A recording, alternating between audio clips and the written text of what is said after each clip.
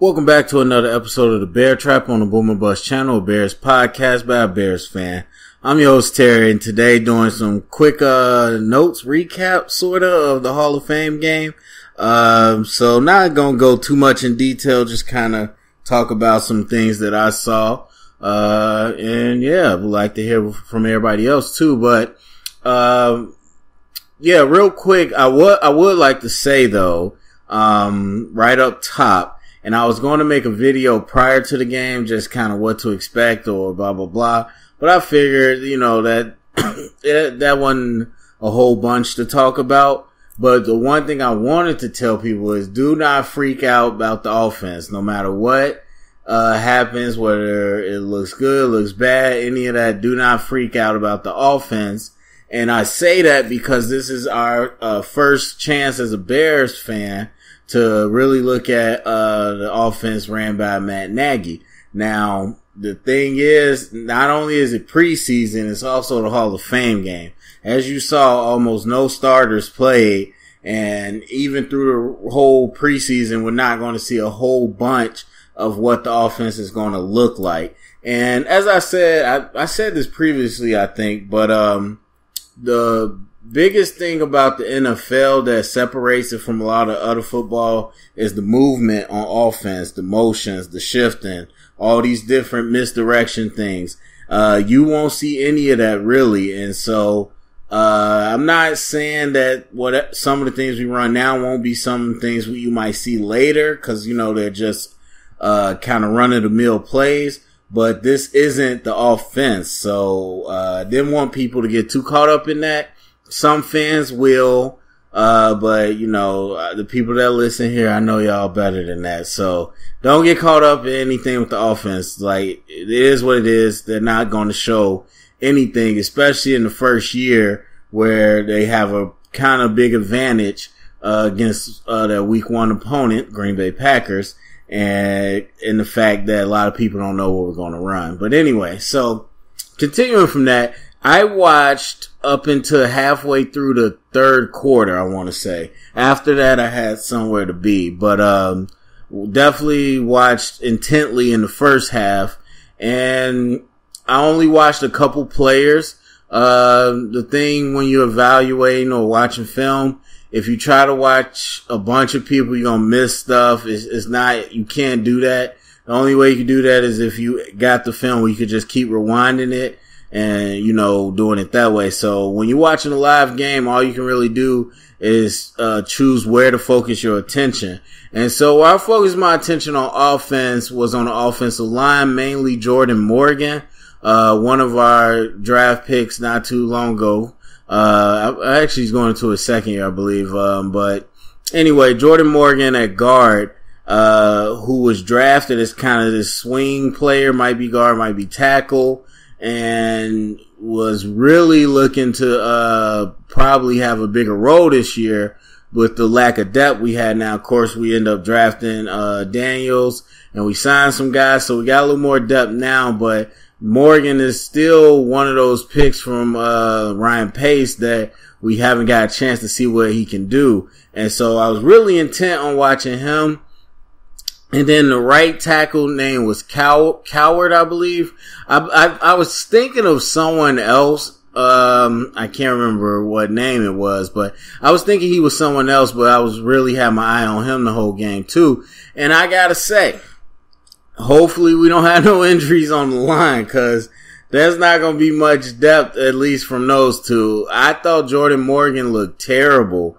Unfortunately, I mean, he could not stay on a block at all. He was getting thrown off so easily.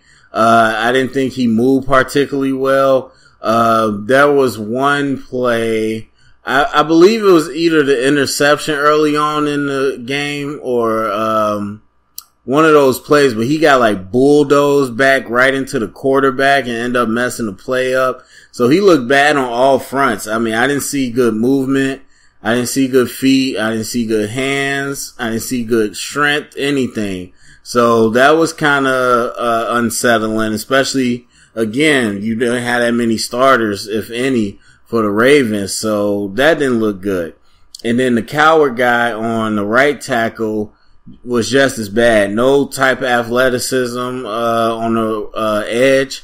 They did a couple times. They tried to chip and help him so many times, but you could tell he just does not have the speed to recover against anybody on the edge. So seeing him at tackle was scary. You talk about Bobby Massey and Leno and how bad they are, how much people want new tackles.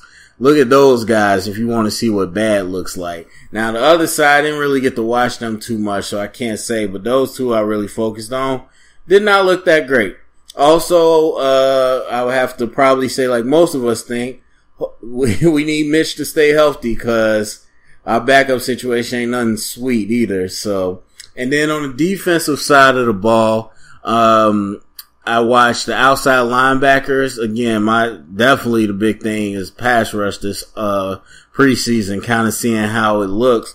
And I watched Kylie Fitz and Isaiah Irvin. So, Kylie Fitz, from what I've seen in college and what I know of him and seeing today, I think he's very much in the mold of the other outside linebackers we used to have, whether it be McPhee, whether it be Willie Young, Sam Acho, a lot of those guys where they're solid at setting the edge. They can be, pretty good there, and they can be very, relentless going forward.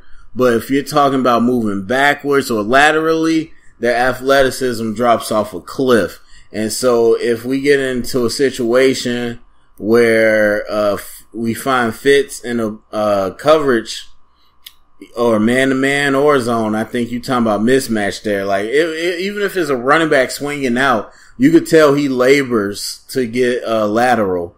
When he turns his hips, he really labors to get out there. Now, going forward, again, coming downhill, a lot of guys are much better that way, and I think he's more of a bull going that way. So, I like his explosion out the gate, but again, if you're talking about changing direction, not liking that much, but again, that's kind of typical of what we had before. Now, I still like his hands. I like his shock and all that as far as power rusher. So there's some upside as a pass rusher, but you can tell he's never going to be a dynamo or anything. So there's that. And now on the other side, Isaiah Irvin, I really was impressed by. I wouldn't say blown away, but I was impressed by. He caught my eye. There was a play when he got the sack. So I do want to say this because it was like, anytime we see a sack, we just got to celebrate. We made it. But that was the play where Isaiah Irvin got the sack. And on that sack, though, what happened was a miscommunication between the lineman and the running back, and where they both went to step to the same gap and nobody stepped to the edge. And so Irvin was free on that sack. Now, what I do like about it, though, is that if you watch that play, again, nobody stepped to him, so he was unblocked. But you see how he kind of throws his rip and leans towards the quarterback anyway. That tells me his muscle memory is trained to do that around the edge, and that's really good. That's one thing that you would see a lot of pros never get down pat, which is crazy, but you have to train your body to be able, always looking for your hands to take out somebody else's hands, always looking to dip low and get your body mass down so you can lean around the edge and get to the quarterback faster. And the fact that nobody blocked him and he still did that tells me he's got real good muscle memory. And then he's a lot more athletic and explosive, I would say, than Kylie Fitz. So, not saying he's like going to be the starter or anything, but show some promise. Definitely show some promise that, I was, much looking for. Outside of that, I didn't really watch anybody intently on defense. I will point out that outside of our starters, like our second linebacker unit, we are pretty slow. Again, Kylie Fitz kind of fits. Okay, that was weird. I'm sorry. Kylie Fitz kind of, is that mold that we've seen before. So that kind of is what it is. You got to have an elephant type linebacker. But our middle linebackers between Timu and Anderson, like there's no type of coverage in our second linebacker unit. So let's hope that our whole first group doesn't get hurt at the same time, because it would be disastrous to have. And I love Timu. I really like the way he plays. I like all that, but he's the 2 down linebacker, and yeah, there's not a lot of speed on that second group. And then the other thing I'll point out is Jonathan Bullard is listed as a starter as of right now. Again, Mitch Unrein left, and we talked about replacing that spot, and I don't think we picked up anybody that was a clear front runner. There was one person again that talked about in the expectations how they want to see Bullard step up this year. So I wouldn't say he's the starter by default, but he definitely has a leg up. But either way, he played a whole lot of this game. In a game where, again, you didn't see really any starters almost on both sides. And so the fact that Bullard not only suited up and played, but also played significant snaps tells you that even though he's labeled as a starter now, that's a position they're having to battle at. And Bullard's got to prove himself. And then he didn't even prove himself to the last regime. So, of course, he's got to prove himself like everybody else to the new regime. So, that's one to keep your eye on. And I didn't get to watch him specifically because I was watching the Edge.